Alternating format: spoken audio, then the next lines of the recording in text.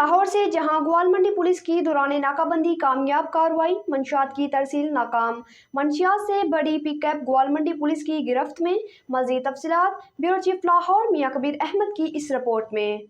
इलाका गैर से मंशियात की सप्लाई लेकर आने वाले 2 मंशियात फरोश गिरफ्तार। मुलजमान को दौरान नाकाबंदी गाड़ी समेत गिरफ्तार कर लिया गया।